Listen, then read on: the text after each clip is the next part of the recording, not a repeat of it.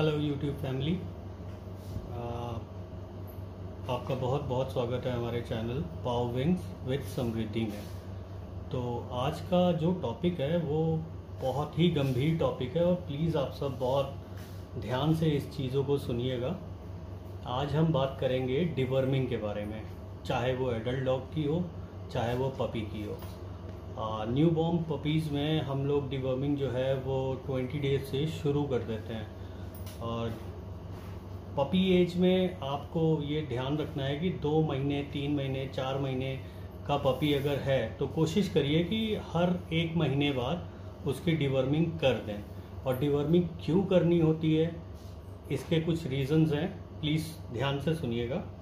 हमारे पेट्स के पेट में जो इनिशियल स्टेट पेट्स होते हैं, पपीज़ होते हैं, छोटे बच्चे होते हैं, उनके स्टमक में 3 से 4 तरह के वॉर्म्स पाए जाते हैं। एक होता है विप वॉर्म, एक होता है हुक वॉर्म और एक होता है राउंड वॉर्म, जो हमारे पपी को ग्रोथ में पकड़ के पीछे खींचता है। पपी अच्छा से अच्छा आप खिला रहे होते हैं, अच्छे से अच्छे कंडीशन में उसको रख रहे होते हैं, बट तीनों वॉर्म्स और भी कई तरह के वॉर्म्स होते हैं, ये हमारे पपी को हेल्दी ग्रो करने में पीछे खींचते हैं।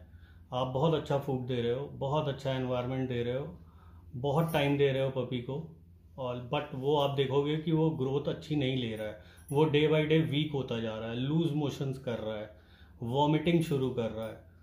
तो आप घबराइएगा नहीं इन सब चीज़ों में। अगर आपने पपी की अपने डिवर्मिंग नहीं करी है और जो चीज़ें मैं बता रहा हूँ उनमें से कोई भी 1 या 2 चीज़ पपी आपका कर रहा है, लाइक लूज मोशन, वॉमिटिंग, खाने में इंटरेस्ट नहीं ले रहा है, खाना आप अच्छे से अच्छा दे रहे हैं लेकिन वो खा नहीं रहा है, तो आप जो है तुरंत उसकी डिवर्मिंग कर दें। अब डिवर्मिंग मार्केट में कई तरह की आती हैं, जिसमें से एक है ये। चूंकि पपी है इसलिए आपको लिक्विड फॉर्म लेना है। ये है ड्रॉन्टल पपी, ऑलराइट।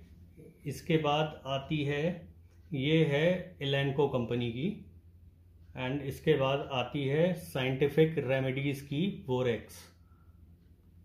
तो अगर आप पर्सनली मुझसे पूछेंगे मेरे एक्सपीरियंस के थ्रू, तो मैं किसी भी अदर ब्रांड को कभी यूज़ करता ही नहीं हूँ, ये मैंने रख दी किनारे।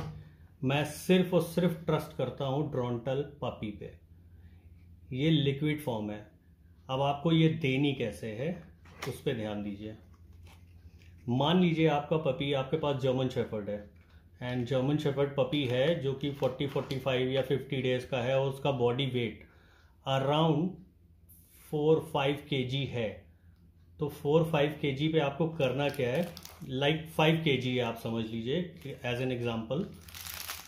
इसके अंदर इस तरह का ये आपको बॉटल मिलेगी जिसके अंदर मेडिसिन है, और इस तरह का आपको ड्रॉपर मिलेगा। अगर आपको ड्रॉपर हेक्टिक लगे तो आप 5 ml सिरिंज की, आप 5 ml की एक सिरिंज ले सकते हैं।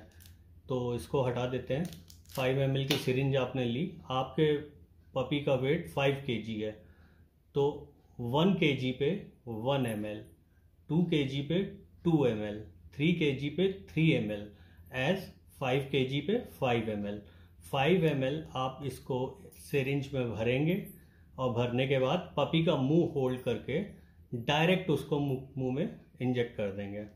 वो थोड़ी देर होल्ड रखिएगा क्योंकि टेस्ट थोड़ा सा, जाहिर सी बात है, ख़राब होती है दवाइयों का।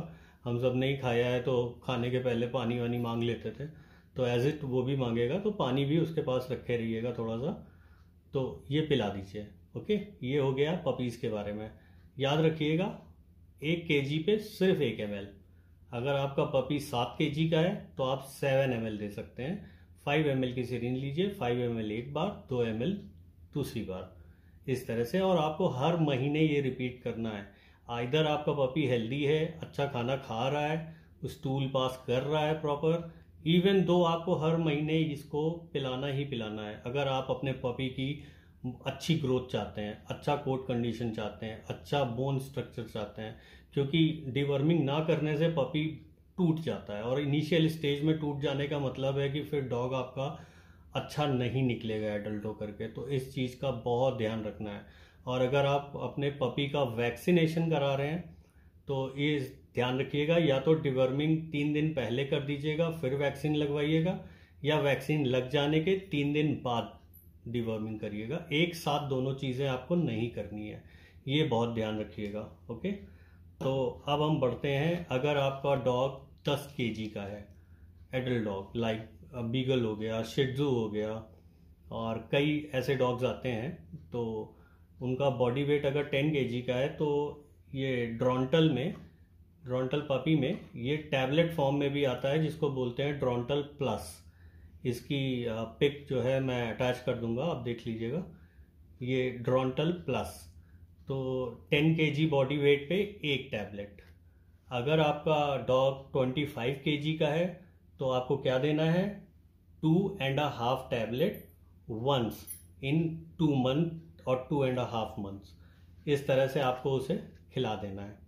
ठीक है, तो ये चीज़ें प्लीज़ बहुत ध्यान रखिएगा। एंड हाँ, इसकी टैबलेट फॉर्म में बहुत सारी कंपनियां आती हैं, जैसे ये कीवॉफ है, इसका भी मैं स्क्रीन पे लगा दूंगा। तो ये कीवॉफ है, ये थोड़ी सी जायंट ब्रीड डॉग्स के लिए होती है, लाइक ग्रेट डेन, मैस्टिफ, आपका जो हैवी डॉग्स होते हैं, सेंट बर्नार्ड हो गया, क्योंकि ये 35 kg पे 1 टैबलेट दी जाती है, 35 kg पे 1 टैबलेट।